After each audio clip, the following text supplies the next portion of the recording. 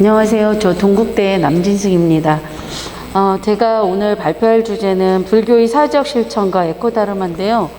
이거 글씨는 안 보일 것 같아서 제 거는 그냥 제가 페이퍼 보면서 얘기하고 선생님들께서는 313페이지에 보시면 될 것 같습니다.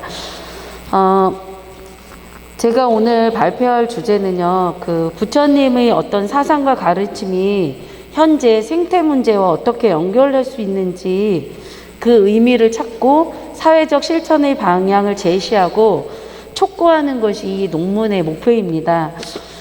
그동안의 불교의 가르침을 통한 생태학적인 의미 탐구는요, 불교 생태학이라는 용어로 해서 여러 학문 안에서 그 영역을 점점 높여갔고 그 기초를 마련하고 확장해 왔습니다, 실제. 그리고 그런 역할을 이제 다른 대학에서 뗐겠지만 저희 불교 종립대학인 동국대학교에서 그 불교문화연구원의 불교 생태학 총서 시리즈라는 책이 있어요. 그래서 거기에서 굉장히 오랫동안 이런 문제를 다뤘고 실제 불교 생태 철학, 불교 사상, 그리고 생태학적인 이해, 생명의 문제, 그리고 아까 불교 환경 윤리의 문제, 그래서 여러 가지 영역에서 계속 꾸준히 이제 해오고 있는데요. 이렇게 학문적 영역에서는 불교 생태학이라는 것들이 어느 정도 좀 자리를 잡았고 많은 사람들에게 알려졌습니다. 근데 이제 문제는 뭐냐면 학문의 영역에서 실천의 문제에 있어서는 다소 제한적이거나 그 실천을 하지 못하는 그런 부분이 이제 생기게 돼서 이런 인식을 갖는 것은 이제 환경 생태의 문제라는 게 우리가 학문적으로만 접근한다고 해서 그 문제가 해결이 되는 게 아니기 때문에 궁극적으로는 사회적 실천으로 나가야 하고 다시 말해서 생태 환경의 문제에서 인식과 더불어 실천이 따르지 않으면 이거는 현실에 그냥 논제에 끝나고 해결할 수 없는 그런 문제가 된다. 그래서 저는 이제 그 부처님의 사상과 가르침이 실제 그럼 현재 환경 생태적인 운동과 어떻게 연결될 수 있는지 그거를 확장하고 그 의미를 찾고 이거를 실천적으로 구체적으로 우리가 무엇을 할 수 있는가를 좀 이야기하고 싶은 게 이 논문의 논제입니다. 그래서 315페이지에 보시면 에코다르마라는 용어가 있습니다. 에코라는 거는 생태적인 관심, 생태라고 이제 해석을 하고요. 그 다르마는 선생님들도 너무 잘 아시겠지만 여러 가지로 해석되지만 진리, 법, 이런 여러 가지로 이제 해석이 됩니다. 그런데 이 용어가 이제 그 에코다르마라는 용어가 그 데이비드 로이라는 이 선수행자인데요. 이분에 의해서 사회적인 참여 불교를 강조한 용어로 최근에 많이 이제 대두되고 있었어요. 그래서 사실 미국에서는 이 생태적인 문제에 관심을 집중하고 있고 이거는 하나의 지구적인 문제다라고 관심을 갖고 에코다르마라는 수행센터가 개원을 했는데 사실은 우리나라에서는 이 에코다르마라는 용어가 데이비드 로이가 강조를 했지만 한국의 불교계에선 이미 에코다르마와 같은 성격의 사회적 참여가 진작에 이루어졌어요. 그래서 가장 대표적으로 불교환경연대 같은 경우는 316페이지에 있습니다. 불교계에서 우리가 환경운동을 어떻게 해야 되는지를 구체적으로 텀블러를 갖고 다니거나 빙그릇 운동을 한다든가 채식 운동을 한다든가 여러 가지 운동을 실질적으로 해왔거든요. 죄송합니다. 그래서 한국의 불교 내에서는 그동안에 이렇게 실천을 해왔는데 그럼에도 불구하고 좀 부족한 것이 많지 않느냐라는 생각입니다. 그래서 우리가 에코다르마의 궁극적인 지향점이 사회적 실천이기 때문에 그거를 우리가 어떻게 불교 생태 보살로서 또는 불교인으로서 또는 불교 신자가 아니더라도 어떻게 실천을 할 수 있는지 그런 것들에 대해서 우리가 궁극적으로 이야기를 해야 된다고 생각했습니다. 그래서 318페이지에 보면 저는 이제 전공은 생태문학 전공자입니다. 그래서 제가 불교 전공자가 아니기 때문에 불경에 대한 내용을 굉장히 자세히 알거나 그러지는 못하는데 이번에 이제 이 논문을 쓰면서 여러 가지를 좀 살펴봤고요. 그래서 법망경에 나오는 뭐 이야기라든가 아니면 중화함경에 나오는 그 불교라는 게 관념이라기보다는 실천론이다, 이런 얘기부터 시작해서 여러 가지 생태와 관련된 논의들이 있는 거를 이제 살펴봤습니다. 그리고 319페이지에 보면 환경운동과 관련해서 굉장히 여러 가지 이슈가 있는데 그 중에서 제가 집중을 하는 건 인간과 동물의 관계성입니다. 왜냐하면 우리가 육식을 하고 먹을 거를 먹고 이렇게 하는 거는 인간이 사실은 기본 생활을 유지하는 것도 있지만 인간의 탐욕에서 저도 오늘 점심을 너무 많이 먹어서 좀 배한테도 미안하고 환경한테도 미안한데요. 그런 차원에서는 우리가 이제 먹는 것과 관련해서 이야기를 하려고 합니다. 그래서 319페이지에 보면 인간과 동물의 관계성에 대해서 이야기를 합니다. 불교에서는 그 연기라는 게 부처님의 깨달음 중에서 가장 큰 핵심이잖아요. 그래서 그 연기론과 관련해서 그 부처님의 그을 낳은 마야 부인의 전생격 편격인 농녀 부인이라는 이야기가 나옵니다.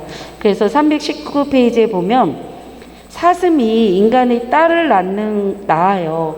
그래서 거기 예문을 보시면, 근데 생물학적으로는 있을 수 없는 일이잖아요. 물론 현대적 관점에서 보면 이 농녀 부인이란 이야기는 신화적인 요소가 가미되어 있다라고 생각을 합니다.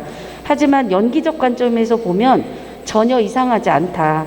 딸을 낳은 사슴도 우리 눈에는 사슴으로 보일 뿐 다른 조건에서는 다르게 보일 수 있기 때문입니다. 즉 사슴과 인간의 경계가 명확한 것이 아니라는 것입니다.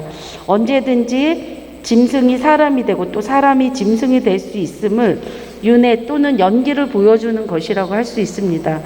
그래서 사람과 인간의 관계는 굉장히 불가분의 관계로 이제 보고, 그것은 인류의 역사 속에서 동물의 이야기가 반드시 있어 왔기 때문입니다. 그래서 동물이 음식의 재료로 또는 오락의 도구로 또는 다른 인간과 어떤 동물의 공생의 관계로 이렇게 여태까지 유지되어 왔습니다. 그런데 불교에서 보면 이 동물뿐만 아니라 풀이나 식물에 대해서, 미물에 대해서의 어떤 관계성도 이야기를 합니다. 그래서 어쨌든 오늘날의 이 불교는 실질적으로 동물과 인간이 별개의 것이 아니라 굉장히 연기적으로 관련이 돼 있다는 걸 얘기합니다. 그럼 현실에서 우리가 이것과 관련해서 실천을 해왔던 것 또는 실천한 게 뭔가라고 하면, 실제 동물이 가죽을 얻기 위해서 수많은 동물들이 죽었고 모피 산업이 점차 전 세계적으로 이제 쇠락을 하고 있는데요. 이거는 이제 동물 보호권하고 동물을 적극적으로 보호하자는 그 동물 애호가들의 사회적 실천의 문제 때문에 사실은 최근 들어서 모피 산업이 굉장히 좀 쇠락을 하고 있고요. 사람들이 이 모피를 덜 사 입고 이렇게 하다 보니까 실질적으로 동물을 죽이는 수가 이제 줄어들게 됐죠. 그래서 이런 거를 보더라도 사실 불교계에서 동물의 가죽이나 털로 만든 제품은 불매운동할 것을 마땅히 천명해야 하며 생태불자 역시 실천해 나가야 한다. 이런 실천은 불교가 지닌 가장 기본적인 교리, 불살생의 실천이며 인간과 동물의 연기성을 잘 보여주는 것이라고 할 수 있습니다. 또한 불경에 갇혀있는 사상이 아니라 현실사회 그리고 이 세계, 동물과의 관계를 연결시켜주는 중요한 불교의 가르침이 된다는 점에서도 의미가 있습니다. 더군다나 우리나라는 지금 반려동물이 1,500만 마리입니다. 그러니까 1,500만 명이 반려동물을 기르고 있는 거예요. 1,500만 가구에서. 그 굉장한 거죠. 그래서 이런 반려동물에 대한 인식도 사실 바뀌고 있고, 2022년 4월 26일에 그 동물보호법 전부 개정 법률이 이제 공포가 되었어요. 그래서 이 개정의 의미를 지니는 것은 반려동물을 물건으로 보지 않고 한 생명으로 본다는 점에서 사회적 실천 활동은 세상을 조금씩 변화시킨다. 그렇다면 이러한 것과 맞물려서 이제 불교계는 어떤 일을 구체적으로 캐치 플레이어를 좀 세워서 어떤 거를 주제로 할 것인가, 그런 부분들을 이제 고민을 해야 된다는 게 하나가 있고요. 그 다음에 두 번째, 육식과 채식의 딜레마인데요. 저희는 지금 여기 와서 다 채식을 했잖아요. 당연히 이제 불교에서는 또 절에서는 채식을 합니다. 근데 이제 불경에서는 이러한 먹는 것과 관련해서 나옵니다. 그러니까 먹는 것도 굉장히 욕심을 내서 많이 먹으면 과욕을 부리면 오히려 몸에 해롭다. 이렇게 했고, 그리고 너무 과수욕을 하면 내가 먹을 양식을 3일분의 양식을 저축해 두었다. 그러니까 너도 그걸 갖고 와라. 그러니까 사람들이 먹을 거를 점점 부치크에 놓는 그런 거는 어떤 소유욕과 이제 관련이 돼 있죠. 그럼 이거를 오늘날과 관련해서 생각을 해보면 저희가 먹을 거 별로 필요 없는데 냉장고에 엄청 사서 넣어놓잖아요.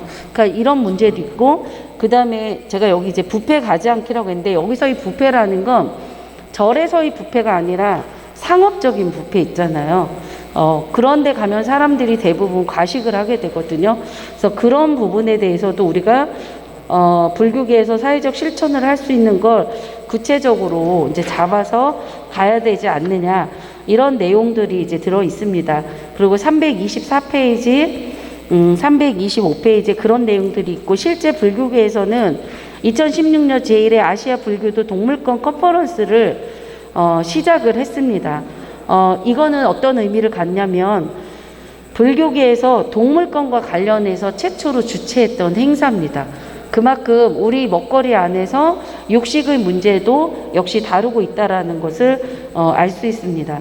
그래서 이제 저희가 그 육식을 거부하고 완전히 뭐 채식주의로 가자 이렇게까지 지금 당장 실천을 하자는 게 아니라, 물론 그런 걸 하면 제일 좋겠지만 육식을 점점 줄이는 운동도 해야 되고, 그래서 채식을 하는 날 뭐 이런 거를 다른 환경단체나 이런 데서 내세우고는 있어요. 근데 저희 불교계에는 그것과 굉장히 사상적으로도 철학적으로도 맞고, 또 불경 안에서도 그런 것들이 있는데, 이러한 좋은 것들을 이론적으로는 굉장히 많이 알려져 있지만 실천적인 문제에서는 굉장히 약하다, 이런 생각이 들어서 그런 것들을 불교계나 우리 생태 불교 신자들이 굉장히 적극적으로 해야 되지 않을까. 그러니까 불교환경연대나 불교 뭐 다른 시민단체들이 하는 거는 물론 의미가 있습니다. 그리고 파급 효과도 있지만, 이게 종단이나 불교계에서 굉장히 적극적으로 하는 것과 일부 작은 단체들이나 환경단체에서 하는 거는 조금 다른 차원이라고 생각을 합니다.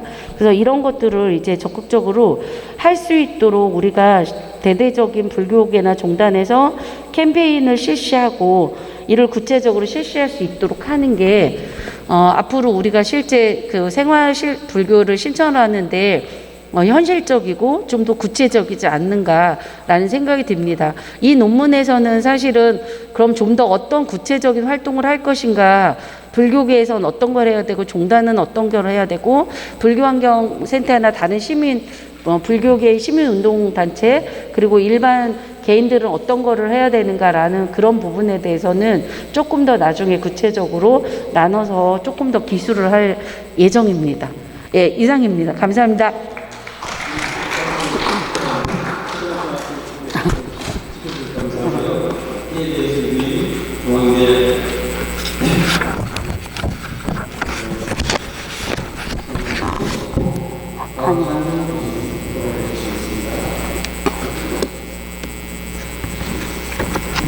중앙대 대학원입니다. 어제부터 오늘까지 많은 논문 발표를 했고, 중앙이 저에게도 많은 도움이 됐었습니다. 그래가지고 좋은 기회를 주신 부장님이나 이런 강의를 오늘 남진수 교수님 논문 아주 재미있고 굉장히 많은 연구를 듣고 있습니다. 간단하게 여기까지 질문이라는 거는 이렇게 말씀드립니다. 에코 다르마를 한국 불교에 적용을 시킨다고 했을 때 실용적인 차원에서 접근한 거는 여러 가지 측면에 중에서도 아버지 말씀하셨던 먹거리, 육식과 말씀드리면 사찰 음식 같은 사찰 음식이 사실은 소금 만큼 굉장히 건강한 음식이고 가장 보면 균형 잡힌 육식이라고 하는데 육식을 하시는 분들 입장에서는 마치 채식을 하게 되면 우리가 건강 문제가 있어요. 이런 오해를 가지고 그런 부분을 좀 과학적으로 사찰 음식을 가지고 있는 육식을 하지 않더라도 사찰 음식을 가지고 있는 20몇 세기에 대한 대표적인 건강 음식이나 그런 것들을 좀더 접근하는 것. 그 다음에 좀 예방적인 차원에서 제가 영화에 찾아가지고 있습니다만 왜 그러면 육식이라든지 이렇게 과욕이 생기느냐 이런 부분들을 생각하면 불교에서 보면 오심세 같은 경우에 먹지 말아야 되는 그런 육식은 아니지만 채식일 수도 있고 먹지 말아야 되는 음식은 있는데 그걸 먹게 되면 뭐 발을 긴장한다든지 발을 하기 때문에 그렇기 때문에 오히려 그런 오심세를 먹지 않는 그런 이유가 어떻게 보면 과욕을 추구하는 것과 관련될 수 있고 비워야 되는데 비울 수가 없는 거죠. 그러니까 누구나 많은 욕심을 부리게 되는 것이 결국은 에코다르마와 관련될 수 있고 그다음에 좀 추가적으로 한 말씀 더 드리자면 사실은 지금 템플스테이 오늘 주로 제가 숙소에 템플스테이 프로그램이 있더라고요. 보면 차단이 사실은 중요하더라고요. 스님과 차를 마시면서 단화를 이야기를 나누는데 왜 차일까? 커피를 드리잖아요. 뭐 젊은 세대들에게는 커피가 더 중요할 것 같은데 차는 커피와 관련해서 그것이 마음을 안정시키는 이런 부분이기 때문에 사실 해남의 대형사의 총선사를 지내는 왜냐하면 제작법과 관련해서 한국의 어떤 가구 문화를 한번 이렇게 템플스테이의 차단에 연결을 시켜서 마음을 안정시키고 차를 마시게 되면 손님들이 차를 많이 마시는 이유 중에 하나가 이렇게 선과 관련될 수 있지만 마음을 안정시키고 또 성비들도 차를 많이 마셨다고 해요. 그러니까 차단도 사실은 이렇게 축제에서 다양한 스트레스를 받았던 축제에 많은 사람들이 스님과 이렇게 대화하면서 차를 마시면서 마음에 안정을 시키고 본인의 모습을 살아가고 있어요. 그래서 그런 어떤 가구와 관련된 한국의 불교에서 한국의 가구인 소유신사 이걸 좀 이렇게 좀더 부각하면서 좀 에코 다르마와 좀 관련시키는 것과 제 굉장히 이상입니다. 우리 두 분 남진석 교수님 발언에 큰 박수. 감사합니다.